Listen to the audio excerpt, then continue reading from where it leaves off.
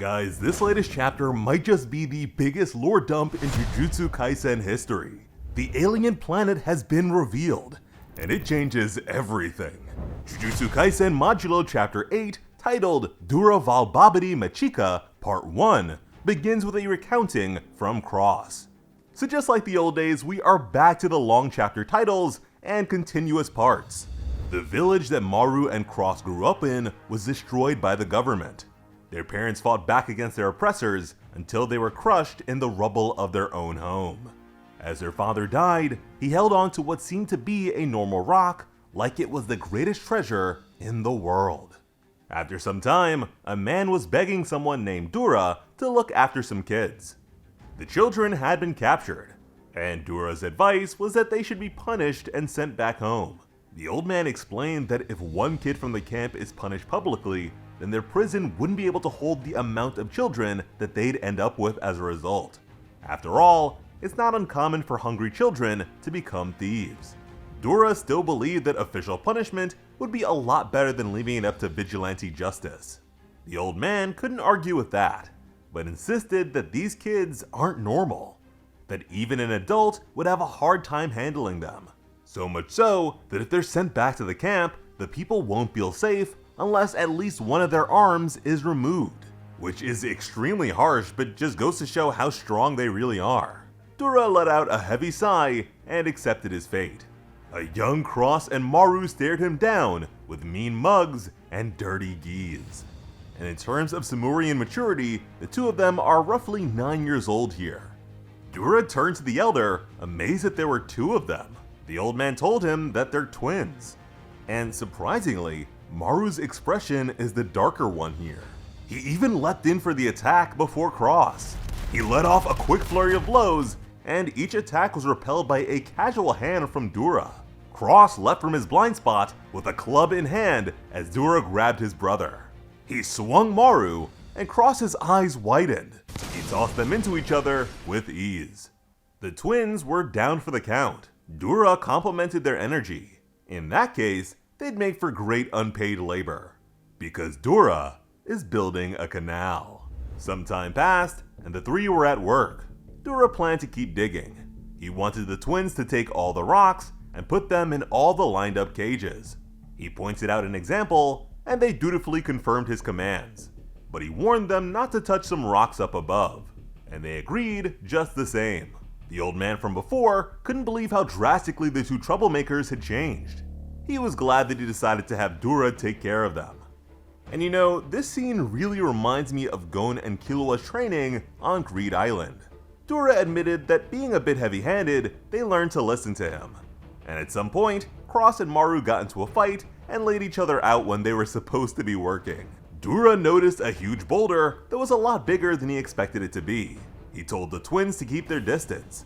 They wondered what he was going to do. Dura shattered the massive boulder with a single punch. Cross and Maru were in awe of the incredible display. Dura turned around. He was a bit thrown off by the wonderment in their eyes. While on their lunch break, Maru asked Dura why he was building some dumb old canal in the first place. The word dumb stuck out to Dura, but he couldn't blame a kid for not understanding. Transporting goods with a boat from Deskunte to Shama requires a major detour, so a canal straight through the landmass would allow for less tedious travel. Maru was happy to understand, but to his surprise, Cross was upset. Cross wanted to know why Rumelians like them should do anything that would be helpful to the Deskunte. Dura claimed that a canal was planned to be built here a long time ago, but something happened. And to that, Cross was sure that it must be the Kalyans. To the Rumelians, Kalyans are sacred beasts, but other tribes see them as things to be destroyed. When the Rumelians resisted, they were forced from their homes, and Cross and Maru lost their parents. The other tribes were so insistent because the Kalyans attacked and devoured anyone who wasn't Rumelian. And if you remember, Maru mistook the Grade 1 Curse User's guardian spirit for a Kalyan. And it turns out that the entire area they're in is a Kalyan habitat. When the canal was in the planning stages, workers from Deskunte were attacked by the Kalyans and construction ended.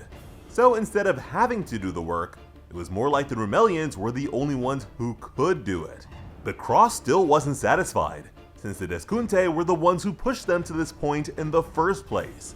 They've been driven into a barren land where barely anything is able to grow.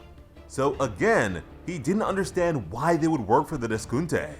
Dura explained that it's for Rumelians like them, not the Deskunte. He knew that it would be hard to understand since they live in a country where the strong tend to hold the power. Dura insisted that even if the Deskunte hurt them, they mustn't hurt them back, because if Rumel doesn't change, then neither will the Deskunte. That for people with no shared land or blood to coexist in peace, they need to share universal love and time. Cross was confused by the concept of peaceful coexistence. Dura chalked it up to being good neighbors, that people have an easier time accepting each other's differences when they have something that connects them. And this canal was going to be a literal connection between Rumel and Deskunte. And more than that, a completed canal would also allow them to run water from the Rumel River to the camps and villages. The canal would let them accept more water without the issue of flooding. This would help the land become more fertile and reduce the amount of kids getting sick. But even so, Cross couldn't get over his grudge. He left Dura and Maru behind. After that, Cross had skipped a few days of work, so Maru wondered if his brother would be missing yet again. With a yawn, Dura admitted that Cross's way of seeing things isn't exactly wrong. In fact, it's how most people feel, which is why Dura took the task on by himself. One man manually splitting a landmass is no small feat, so this guy is definitely capable. Cross was watching them both from above. Then Maru saw something awful. All the rocks from the day before they had in cages were scattered all over the place. Cross was just as shocked by the sight.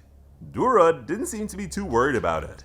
But Maru shouted that his brother would never do something like this. Cross was uncomfortable with the scene. Dura knew that it wasn't Cross.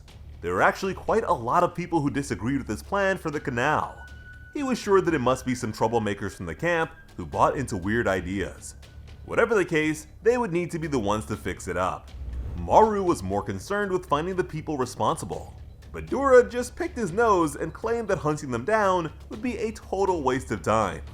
Back at the camp, the men responsible were complaining about Dura trying to suck up to the Deskunte.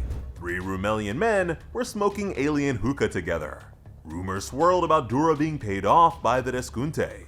One of them was sure that the fool would learn his lesson after what they did, but Osuki knew that Dura wouldn't stop building the canal, so the others wondered what they would do next. Osuki intended to bury the canal again, since it's easier for them to destroy it than it is for a fool like Dura to build it. As Cross entered the tent, he agreed that Dura is pretty stupid. The squad wondered who the kid was. Cross accepted that it's easier to beat lessons into losers like them than it is to reason with them. Osuki recognized Cross as one of the twins as a fist approached his face. Sometime later, Maru was happy to see that his brother Cross had returned. While hitting some stones with a pickaxe, Cross didn't want them to get the wrong idea. He might not agree with helping the Deskunte, but he didn't want Dura and Maru to think that he's anything like the guys who sabotage their work. So after some training in the form of hard labor, Cross could easily take down a whole group of grown men, guys who were capable of causing so much destruction. From there, the 3 continued to work hard. Eventually, they ran out of cages. The responsibility of packing up all the rubble belonged to the twins, so they lifted all of that by themselves. Dura asked them to go ask the old man to weave some more cages since he's better at it, which is also some impressive craftsmanship. They went on to plant some salt-loving trees called halophytes. Dura explained that one day the cages would break, but by then the tree's roots would be able to take their place. Another time, the floodgates broke and swept up Maru, but in time, their progress was undeniable. Rumel's Council of Elders had finally given the project their approval, so now the entire village will be working together to complete it. And that includes the proper use of the Rumel River like Dura had hoped. Maru was happy to see so many people helping them out. Dura was just as enthused and thanked Jabaloma for pulling through for him. The future diplomatic envoy scolded his friend for never doing things in the proper order. But with a smile, he confessed that the Council of Elders would have never done anything if Dura hadn't started the work on his own. So to him, the credit belonged to Dura. Cross was surprised by some of the faces that showed up, namely Osuki and his friends. That made Cross remember Dura's words about universal love and time, which caused him to call out to the men. He bowed deeply and apologized for punching them. Then he thanked them for their cooperation. The guys kindly accepted his words and shared the sentiment. Maru ran over to Cross, while Cross had something he needed to say to them.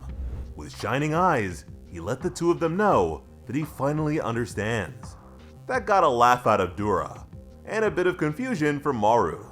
And with this, we now know for sure that the facial markings of these aliens is a natural occurrence, something that gradually appears and darkens over the course of puberty. Everyone got to work, and before long, water was flowing, trees were growing, and their roots continued to grow. Children were healthy and could happily play around in the river's water. Then a magnificent ship traveled along the canal. The assembled Rumelians awaited their dignified visitors. The Deskunte had arrived. Maru smiled at the sight, while Cross couldn't bring himself to do so. Now, based on their horns and the orientation of their third eyes, it looks like Dabura, the strongest member of the Simurian refugees, is Deskunte. And this lines up with what Dura said about their country being ruled by the strong. So that would explain why Dabura seems to possess a leadership role. While on the ship themselves, the Canal Trio were able to marvel at the fruits of their labor. They had actually done it. Before long, the Rumelian camp had received a request from Deskunte. They wanted a port facility to be built halfway along the canal. That way, ships could dock and crews would be able to rest. Osuki complained about the Deskunte getting too cocky, but Dura corrected him. The Deskunte would be paying for everything, and they would even make money while doing the work. There's also the fact that if the port gets busy, it would be an economic boon for Rumel. While this was all being discussed, Cross noticed Jabaloma. Jabaloma questioned the insinuation. Dura confirmed his suspicion that Rumel and Deskunte would be trading with each other once again. While everyone else cheered, Cross observed Jabaloma. Because of the isolationist policy that Deskunte had forced them into, Jabaloma's daughter had died just like Cross and Maru's parents. So now we can see why Cross has such a strong distaste for Japan's outlook on foreign affairs. Despite that, Cross had never seen Jabaloma get angry or moved by hatred. And that was despite him surely struggling with similar feelings to Cross. Jabaloma solemnly considered the passage of 10 long years without his daughter. With that in mind, Cross truly respects Jabaloma for his resilience. Dura figured that their first step should be to pick a location for the port.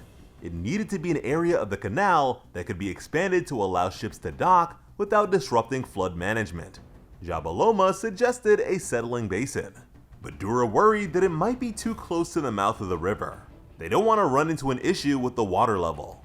To interrupt their deliberation, the former punks now cheered for Dura like a hero with bags of booze in their hands. And it didn't take long for Maru to happily chug a drinking pouch next to his incredulous younger brother. Dura and Jabaloma shared a drink in honor of their efforts and success. Cross knows that when you start at the bottom, all you can do is crawl your way up. At this point in time, he thought that things were finally beginning to change for the better. They all partied and celebrated their work, but one day changed everything, because Akalian mauled the daughter of an Eskunte chieftain to death. It seems like this series is finally embracing the darkness. This chapter introduced an unprecedented level of world building to Jujutsu Kaisen. Gege is seriously in his bag with this series. For the first time since Dragon Ball, the later introduction of aliens to a shonen story has been properly done.